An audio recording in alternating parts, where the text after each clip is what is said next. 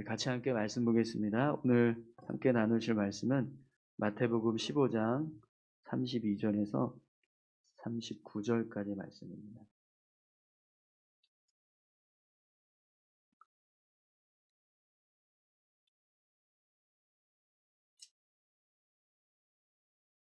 마태복음 15장 32절부터 39절까지입니다. 다 같이 함께 봉독하겠습니다. 예수께서 제자들을 불러 이르시되 내가 무리를 불쌍히 여기노라. 그들이 나와 함께 있은지 이미 사흘임에 먹을 것이 없도다. 길에서 기진할까 하여 굶겨 보내지 못하겠노라.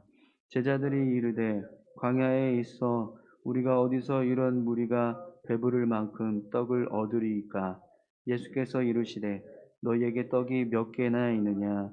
이르되 7개와 작은 생선 2마리가 있나이다 거늘. 예수께서 무리에게 명하사 땅에 앉게 하시고 떡 7개와 그 생선을 가지사 축사하시고 떼어 제자들에게 주시니 제자들이 무리에게 주매 다 배불리 먹고 남은 조각을 7광주리에 차게 거두었으며 먹은 자는 여자와 어린이 외에 4,000명이었더라. 예수께서 무리를 흩어 보내시고 배에 오르사 마가단 지경으로 가시니라. 아멘. 네, 한 번 더 기도하겠습니다. 하나님 감사합니다. 주의 말씀을 전합니다. 전하는 저에게 은혜 주시고 온전히 주의 말씀만 증거되게 하여 주시옵소서. 하나님 말씀 듣고 깨닫게 하셔서 이 말씀 붙잡고 믿음으로 살아갈 수 있도록 주님 인도하여 주옵소서. 감사드리며 예수님의 이름으로 기도드립니다. 아멘. 네, 오늘 마태복음 15장 32절에서 39절까지 말씀인데요. 굶겨 보내지 못하겠노라라는 제목으로 같이 함께 말씀 나누겠습니다. 여러분 오늘 본문 말씀을 보면 예수님께서 이방인들을 고쳐주시기 위해서 3일 동안 그들과 함께 하셨다라는 것을 보게 됩니다. 예수님이 3일 동안 이방인 무리들과 함께 하셨다라는 것은요. 그만큼 그곳에 모인 무리들이 많았다라는 것을 알 수 있습니다. 얼마나 사랑이 많았는지 3일 내에 걸쳐서 그들의 병을 고쳐주시는 사역을 하셨던 거죠. 또 예수님께서 3일 동안 그들과 함께 하셨다라는 것은요. 예수님의 사역이 그냥 단순하게 병을 고쳐주는 사역이 아니라 끝까지 그들을 책임져 주시려고 하는 모습들이 있었다라는 것입니다. 왜 그러냐면 여러분 예수님은 얼마든지 그곳에 모여있는 사람들의 병을 단숨에 다 고쳐주실 수 있습니다. 얼마든지 3일 동안 머물지 않으면서 그냥 그곳에 있는 모든 병든 자들, 그들의 필요를 채우기 위해서 나아온 사람들을 그냥 한순간에 다 고치시고 그냥 빨리 흩어버리실 수도 있으셨을 거예요. 그런데 예수님께서 사역하시는 모습을 보면 그렇게 그냥 병만 고쳐주는 것으로 끝나지 않습니다. 그렇게 그냥 간단하게 딱 병 고쳐주고 가 이렇게 끝나지 않으세요. 오늘 우리가 읽지 않았지만 어제 본문인 30절 말씀에 보면 사람들이 예수님의 발 앞에 병자들을 앉혔다라는 기록을 하고 있습니다. 예수님께서 사람들을 치료하실 때 한 사람 한 사람 예수님 앞에 사람들이 병자를 데리고 오면 그 사람들을 만나 주시고 그들의 병을 고쳐주시고 그들의 영혼을 만져주시는 사역을 감당하셨던 거예요. 그래서 그곳에 모인 수많은 사람들에게 친히 안수하시고 또 말씀도 전하시고 그들의 심령을 변화시키는 사역을 하기 위해서 3일 동안 그곳에 머물러 있었다라는 것입니다. 여러분 예수님의 사역은요 단지 그냥 병을 고쳐주는 것이 목적이 아니었습니다. 그곳에 있는 사람들의 영혼을 구원하는 것이 예수님 사역의 목적이셨던 거죠. 그래서 예수님께서 모인 무리들을 향해서 어떤 마음으로 그들을 대하셨는가, 그들에게 어떻게 사역을 하셨는가를 좀 짐작할 수 있는 그런 모습이 32절에 보면 나와요. 예수님께서 이제 다른 지역으로 이동을 해야 되는데 제자들에게 뭐라고 말씀하시죠? 32절에 보면 그들이 나와 함께 있은지 이미 사흘이네 먹을 것이 없도다. 길에서 기진할까 하여 굶겨 보내지 못하겠노라.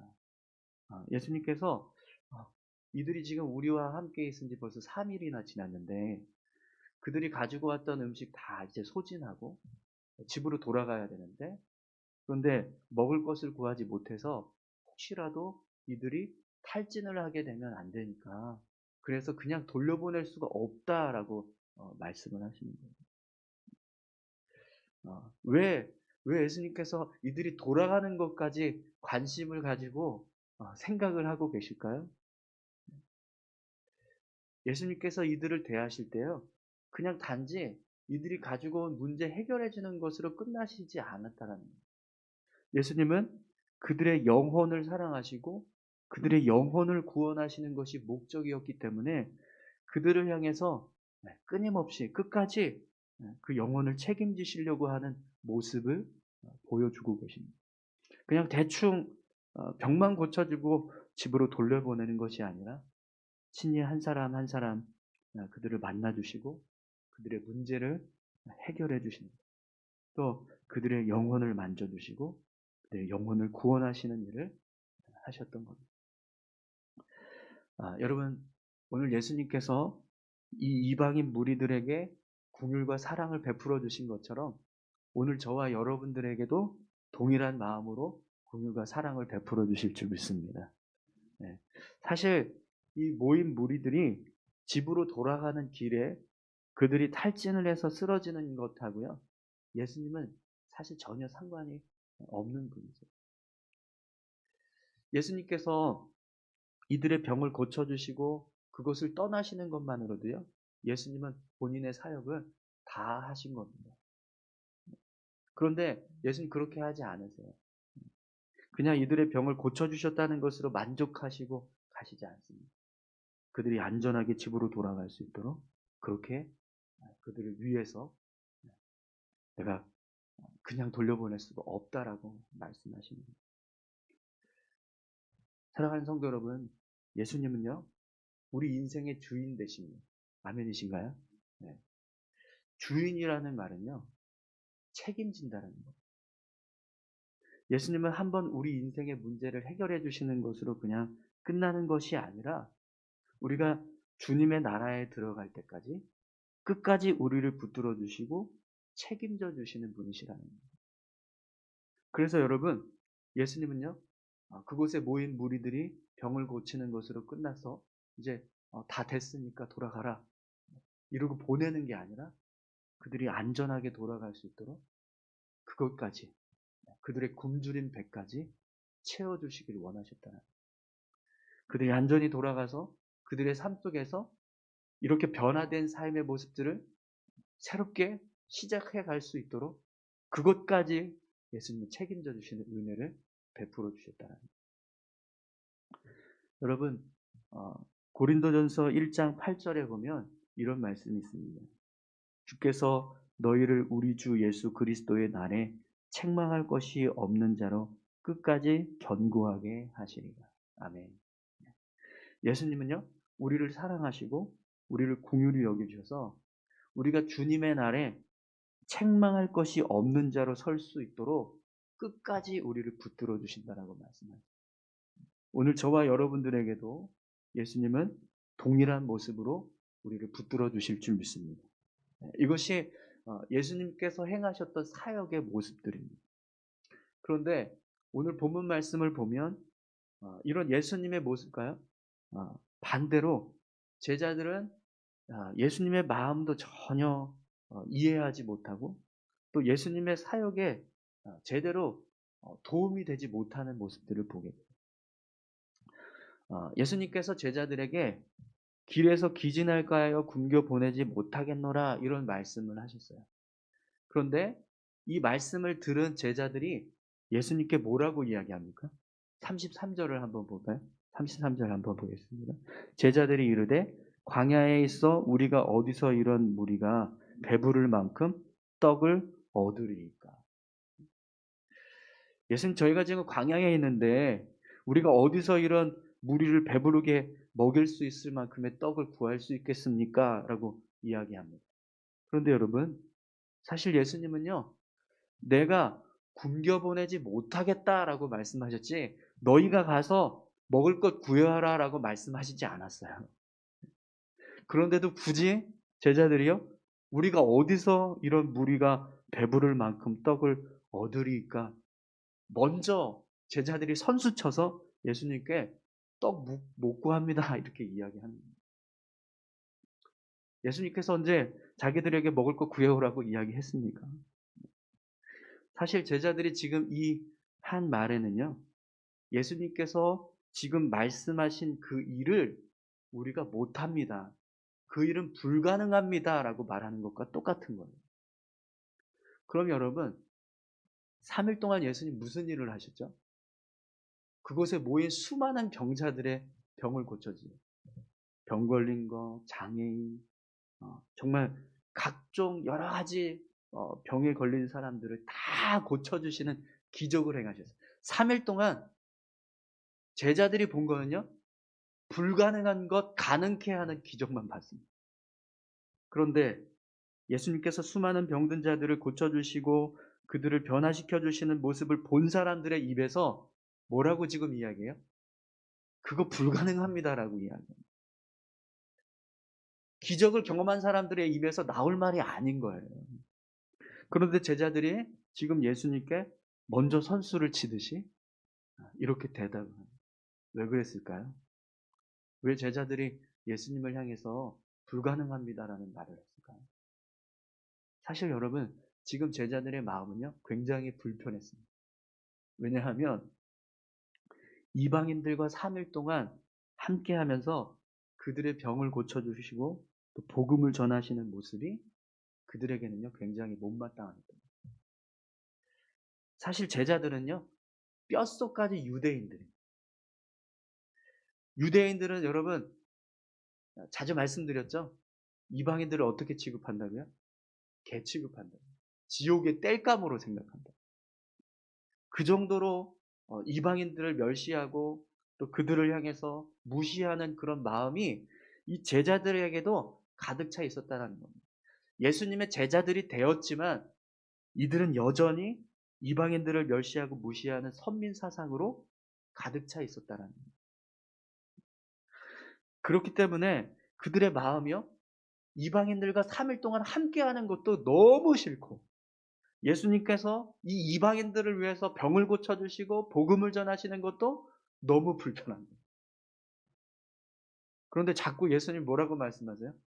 내가 무리를 불쌍히 여기노라. 이방인들을 향해서 왜 그들을 불쌍히 여겨야 하지? 그들이 나와 함께 있는 것이 이미 사흘이나 되었음에 먹을 것이 없도다. 길에서 기진할까요? 굶겨 보내지 못하겠노라. 굳이 이방인들인데 뭐가 그렇게 걱정스럽다고 그냥 보내시면 되지. 그런 마음이 있으니까요, 계속 불편한 거예요. 그러니까 예수님께서 야, 이거 이 사람들 탈진해서 그냥 돌아가면 혹시라도 중간에 탈진해서 무슨 일 생길 수 있으니까 보내지 말자 이렇게 이야기하는데 예수님, 어디서 이 많은 사람들을 먹일 수 있는 떡을 구할 수 있습니까? 이거 불가능한 일입니다. 이렇게 먼저 선수를 치더라는 거예요. 저는 이 말씀을 묵상하는데 제자들의 말이 이렇게 들리더라고요. 예수님, 저희는 절대로 이 이방인들을 위해서 먹을 것을 구할 수도 없지만 구하라고 하지도 않겠습니다. 왜요? 우리가 왜 이 이방인들을 위해서 수고해야 합니까? 그런데 여러분, 예수님께서 제자들에게 뭐라고 말씀하세요? 34절, 35절 보시죠. 예수께서 이르시되 너희에게 떡이 몇 개나 있느냐? 이르되 7개와 작은 생선 2마리가 있나이다 하거늘 예수께서 무리에게 명하사 땅에 앉게 하시고. 여러분, 예수님이 제자들에게 너희에게 떡이 몇 개나 있느냐라는 질문을 하세요. 왜 이런 질문을 하셨을까요? 사실 여러분, 제자들이 떡이 몇 개나 있느냐 이건 중요하지 않습니다. 예수님은요, 그 자리에 있는 사람들을 먹이려고만 작정하시면 제자들에게 떡이 있든 없든 상관없이 예수님은 돌들로 떡을 만드셔서 그들을 먹이셨을 거예요. 나뭇가지에는 잎사귀 뜯어다가 물고기 모양하고 비슷하니까 이거 물고기 만들어서 너희들 먹여야 이렇게라도 하셨을 거란 말이에요. 근데 제자들에게 뭐라고 말씀하세요? 너희에게 떡이 몇 개나 있느냐? 왜 이런 질문을 하셨을까요? 제자들이요? 이 사역에 다시 마음을 열고 동참하기를 원하셨기 때문에 그렇습니다. 3일 동안 이방인들과 함께 했던 이 사역에서 제자들은요, 들러리처럼 있었을 거예요. 그냥 구경만 하고 있었을 겁니다. 왜요? 이방인들과 함께 하는 것 자체가요, 유대인들에게는 부정한 일이라고 생각했거든요. 그렇기 때문에 그들 속에서 뭔가 예수님이 사역을 하시는 동안에 주도적으로 이 제자들이 뭔가 같이 사역을 돕는 게 아니라 그냥 구경만 하고 있었다. 기껏 해봐야 그들이 할 수 있는 일은요, 사람들 줄 세우는 거였을 거예요. 똑바로 서세요. 1번, 2번, 번호 순대로 서세요. 저기 삐져나온 사람 빨리 들어가세요. 고친 사람 빨리 빠지세요. 이러면서 안내하는 정도 그들이 할 수 있었던 사역이었을 겁니다. 마음도 불편하고 할 일도 별로 없었어요.